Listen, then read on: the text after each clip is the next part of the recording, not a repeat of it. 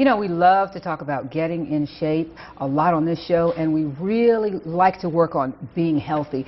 And a neat way to do it is with jiu-jitsu, kickboxing, and all different kinds of exercises that these gentlemen are going to tell me about. Two gentlemen joining me today know a lot about that. They're from the Gracie Baja Columbus Jiu-Jitsu program. They're Simon Cheng and Nathan Hayes. Welcome, gentlemen. How you Thank doing, you so much for being with us. Thanks for having us. Awesome, awesome. Jiu-jitsu. There are so many different things. We hear karate, jiu-jitsu, and tell me specifically, what is jiu-jitsu? Well, jiu-jitsu is a form of grappling. A lot of people get the misconception. They see all the UFC fights and they're going on and stuff, and they think it's cage fighting. But actually, jiu-jitsu is more like wrestling.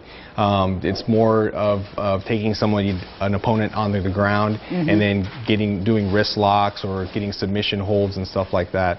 Unlike karate or boxing or taekwondo, those are all striking sports where the competition is about striking and hitting your opponent with your fists and kicking them. Jiu-jitsu is more about holding them down and pinning them down and putting submission locks on them. Now, what is it about jiu-jitsu?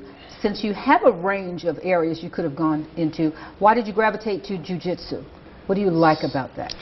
Well, the jiu-jitsu is one of the art forms that is more realistic in fighting. In all fighting matches, people that get into a fight eventually wind up on the ground because not anybody is that skilled. Most people aren't that skilled to stand up and just punch each other. Yeah, that's all kind of fake. But in real life, jiu-jitsu fights usually wind up on the ground, and when you want to win a fight, you need to know what to do on the ground to submit your opponent. Now, who is this for? Is it for entire families? Can children start to learn jiu-jitsu? Oh, definitely. A lot of people think that jiu-jitsu and all the martial arts are more, they see the fighting, the cage fighting, the UFC, and they kind of get turned away from that kind of stuff because they don't want to teach their child violence and stuff like that. But jiu-jitsu is also called one of the gentle arts. In Japanese, it means the gentle art, and what it is for children that are learning jiu-jitsu. Bully prevention. It builds self-confidence. We hear a lot about kids being bullied these days. Well, this type of martial art that a child would learn doesn't teach him how to strike when he gets cornered or feel like he's getting bullied. He doesn't have to feel like he has to strike out. He can real softly just kind of let that person know I'm not one to be messed with. Don't mess with me. Yeah, and if you do, I can take you down. And I was reading the other day, because we have a bullying problem in many of the Georgia schools, and one of the responses was to put your child in a program like that because it increases their self-esteem. And even if someone is bullying, because you might not be able to stop the bully, but what you do is train the child to respond to the bully and say, and they know who they are. It's like, exactly. I know what I can do. Exactly. And we have maybe some of the kids that do bully come into our school maybe, but we saw that we basically teach them respect, discipline, and try to become part of our family, and that's what we consider ourselves, as one big family. Now, who makes a good candidate? Do I have to be at a certain stage of readiness as far as my health goes? No, jiu-jitsu is we have people of all age groups. We have some of our students are as old as 57. Wait a minute, Nathan. I am 53 this year. Okay. Well, I'm just saying that age, but we have them as young. So I still have time. Oh, definitely. We have some that are 4 years old, and so they start from it's really broad range. But as far as physically, jiu-jitsu is a cardio sport. When you're actually rolling, you do work out because it's a lot of isokinetic holds and stuff like that.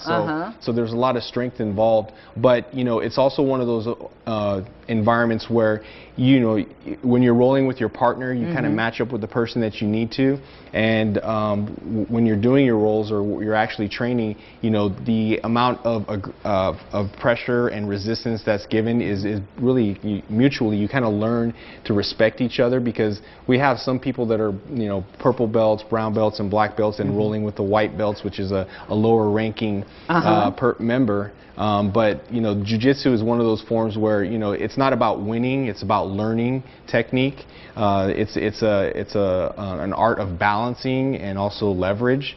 So really, as long as you have good balance and good leverage, you can do well in that sport. Another thing that I was reading is that in the world today, we were talking about technology. Instead of being distant, they're there. They have to deal with a person, and they learn personal skills.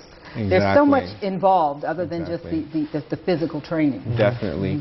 Children these days, I think, I have 2 children myself, and a lot of the interactions, together, watching my son and my daughter kind of go back and forth is it's not always pleasant, but it's definitely, I think they're both learning from each other, and then and what jiu-jitsu does and all of our instructors do is putting kids in that environment and allows the instructor to make the corrections and not so much discipline them, but just tell them, hey, this is the right thing to do and this is the wrong thing to do. Now, how did you make that person feel? And it teaches kids mutual respect and also builds confidence in each child, because now a smaller child will see that, hey, I can actually roll you over and pin you down no matter what size by using proper technique, and that child just gains that much more confidence because he knows what to do. Now, how old were you gentlemen when you entered the field of jiu-jitsu, and are you competitors? Have you traveled and done competitions?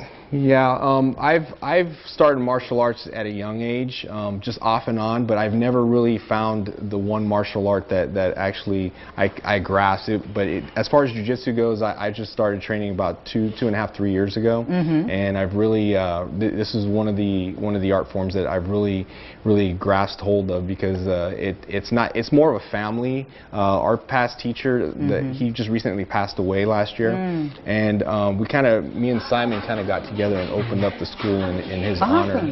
So but jiu-jitsu is more of a family kind of oriented environment. It's very traditional based. What we try to do is we try to teach everybody mutual respect, and it's a realistic art form for fighting. And everybody there, if you come to our school, everybody there just feels just like it's home. We have entire families that come, moms, dads, children, and they come there and they enjoy themselves. How often, once they get started, they say, I want to enroll, how often should they expect that they need to train? About twice a week, Twice a week? Yeah, the minimum requirement for promotion in the IBJJF belt ranking system is a minimum of 2 days per week of training, and one of them has to be with a traditional gi, which is the kimono that you see most karate or martial arts people wear. So that's the minimum for promotion. Okay, and Simon, did you start as a child too? Yeah, I started with your stereotypical, Taekwondo Korean guy, and okay. I just. So you're Korean? Are you also Korean? No, I'm Chinese. Chinese. Okay. Chinese. Okay. But I never fell in love with it. It only started when I was in the Army, about 2007. They introduced me to Modern Army Combatives program, and I took that, and what they teach you is the basics, real basic. And I went to my local gym after that course, and I just fell in love with it. Awesome. I was there day and night, lunchtime, whatever. That's what happens. It consumes you. Well, do you have some events coming up, and how can they get in touch with you? Well, the best way to get in touch with us is obviously our Facebook. Okay. We communicate on there all the time. That's Gracie Baja Columbus on Facebook, and also our phone number. You can always call us in Columbus. That's 706-569-9900. Okay. And then also our website, GracieBarraColumbus.com. Okay. Yeah, and the Barra it's spelled B-A-R-R-A, but it's Portuguese, so it's actually pronounced Baja. Baja. Exactly. Okay. Awesome. Well, thank you, gentlemen, for being with us. I hope you come back again. Okay, thank you very much for having us, Dee.